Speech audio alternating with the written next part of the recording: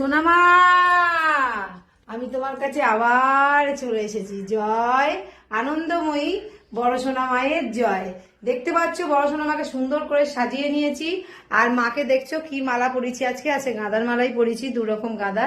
আর এইদিকে দেখো মায়ের কি অপূর্ব একটা ফুল দেখো ছাদ বাগানে ফুটেছে, সেটা মায়ের কপালে টিকলি করে দিয়েছি। মা ভীষণ ভালোবাসে ফুলের টিকলি নিতে, তোমরা সকলেই জানো।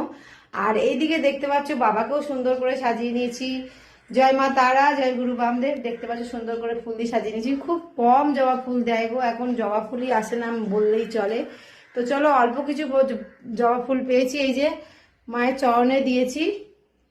আর তোমরা তো সকলেই জানো মায়ের চরণে একটা খাতা দেওয়া হয়, সেই খাতাটার মধ্যে না ভক্তদের নাম লেখা আছে, তার জন্য একটা জবা ফুল রেখে দিয়েছি।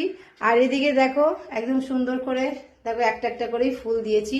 তো যাই হোক, চরণে একটা করে কিন্তু ফুল দিলেই আমার ভগবান সব সন্তুষ্ট, কারণ ভগবান এক, ভগবানের রূপ অনেক, তাই না? তো চলো এবারে আমি একটু আরতি করে নিই মাকে।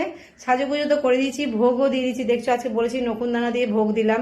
আচ্ছা কিছু আনতে যেতে পারিনি, কারণ আজকেই তো আমি মাথাটা ঘষলাম, তাই না? আজকে স্নান করে পরিষ্কার হলাম, তারপরে তো মাকে পুজো দিতে এসেছি। বুঝতে পারছো, মন্দিরে বড় ছোট সোনা মাকেও সেবা করলাম।